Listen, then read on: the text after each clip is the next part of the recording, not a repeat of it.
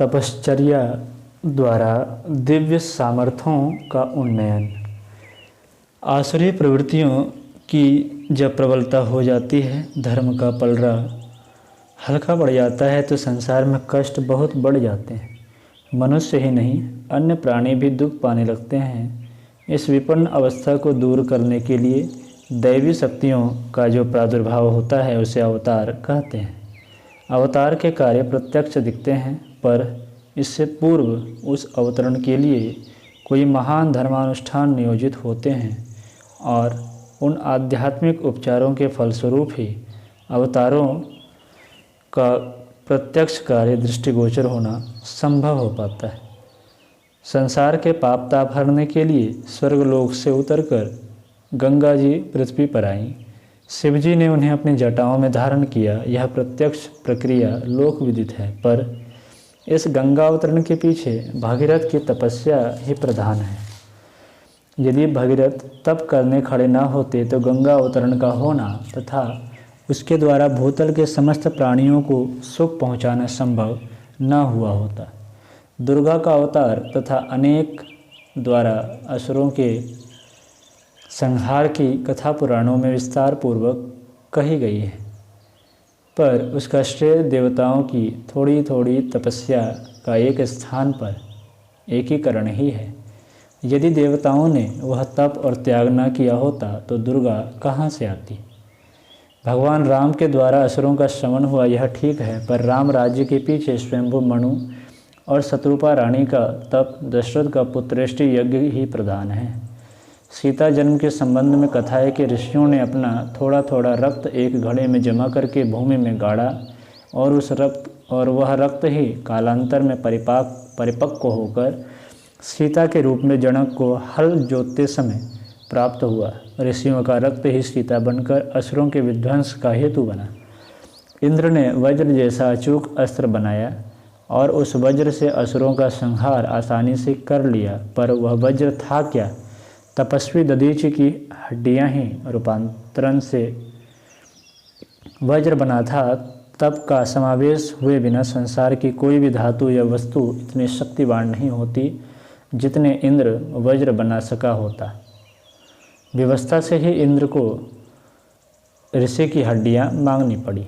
भगवान कृष्ण को जन्म देने के लिए वासुदेव देवकी ने कितनी कठोर तपस्या की थी, यह पुराणों में विस्तार पूर्वक बताया गया है। सिद्धि बुद्धि दाता गणेश मनुष्यों को सद्ज्ञान का शुभ लाभ का वरदान देते हैं, पर वे गणेश हैं क्या? तपस्विनी पार्वती तथा योगेश्वर शंकर जी की तप साधनाओं का एकीकृत पिंड ही गणेश है। धर्म की स्थापना और अधर्म का नाश करने वाली अवतारी आत्माएं यूं ही अवतरित नहीं होती, उनके पीछे तपस्वियों की तपस्या एवं साधकों की साधनाएं ही छिपी होती हैं। अनेक बार ये कार्य अमैथुनी प्रक्रिया द्वारा पूर्ण होते हैं, जैसे सीता जन्म, गंगा अवतरण, इंद्र वज्र निर्माण, दुर्गा अवतार आदि।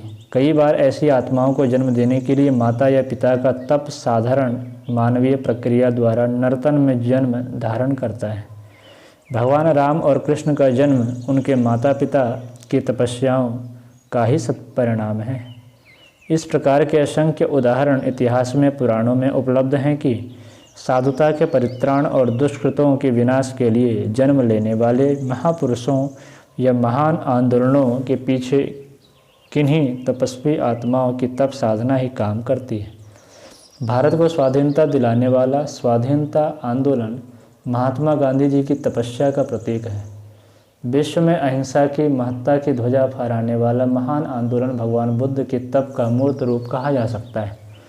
जिन आंदोलनों के पीछे तप नहीं होता, वे कुछ समय के लिए तूफान भले ही मचा लें, अंत में वे असफल हो जाते हैं। जिन आत्माओं के पीछे तपस्या नहीं रहती, वे कितने ही चतुर, चालाक, गुणी, धनी क्यों न हो, महापुरुषों की श्रेणी में नहीं गिनी जा सकती।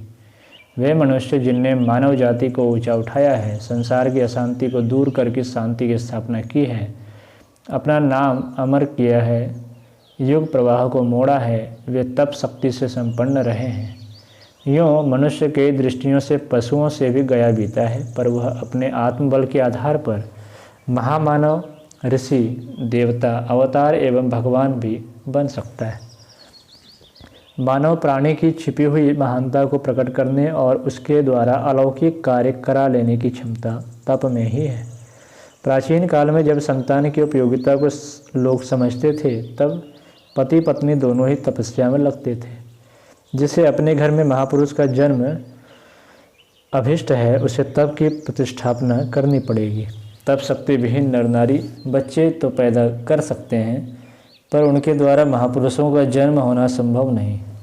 राष्ट्र की नई पीढ़ी तेजस्वी हो, महापुरुषों का जन्म घर घर में हो।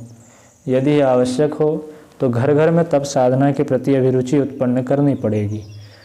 तप शक्ति से परिपूर्ण मनुष्यों की आत्मशक्ति से ही ऐसे महान कार्य संपन्न हो सकते हैं, जो भारत भूमि में ही नहीं, सारे भूमंडल में सुख शांति की स्थापना करें।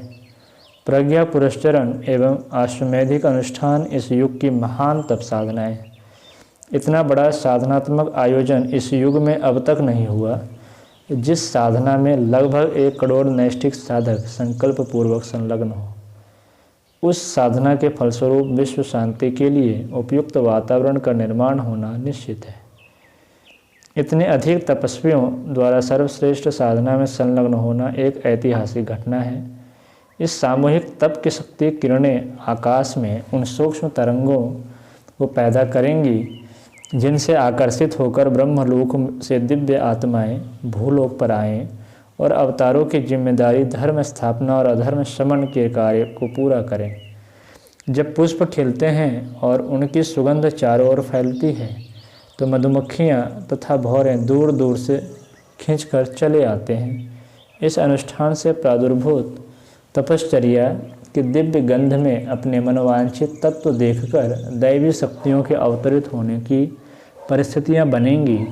पूर्व काल में भी अवतारों के आवाहन करने के लिए तप आयोजन करने पड़े हैं। किसी समय के मनुष्य इतने प्रबल आत्मशक्ति से संपन्न थे कि उनके व्यक्तिगत प्रयत्न से ही बहुत कुछ कार्य हो जाता था। आज लोगों की आत्मिक दुर्बलता बढ़ गई है, तो सामूहिक प्रयत्न काम देंगे। एक पहलवान 3 क्विंटल वजन उठा सकता है। यदि वहाँ कोई पहलवान ना हो तो 8 कमज़ोर आदमी मिलकर भी उतना वजन उठा सकते हैं।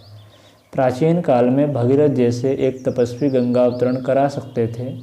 अब वैसे नैष्ठिक नहीं रहे, तो 1.25 करोड़ दुर्बल मानस के साधक मिलकर उस समय के एक साधक भगीरथ जैसा पुरुषार्थ तो कर ही सकते हैं। इतने साधकों का सम्मिलित बल उस समय के तपस्वी जितना तो हो ही सकता है। भारत भूमि पर सद्बुद्धि की ज्ञान गंगा का अवतरण करने के लिए गायत्री परिवार रूपी भगीरथ बहुत कुछ सफल हो सकता है। हमें आशा करनी चाहिए कि इस अनुष्ठान की सामूहिक तपस्या के फलस्वरूप इस देश में युगांतर उपस्थित करने वाली कोई शक्ति अवश्य उत्पन्न होगी।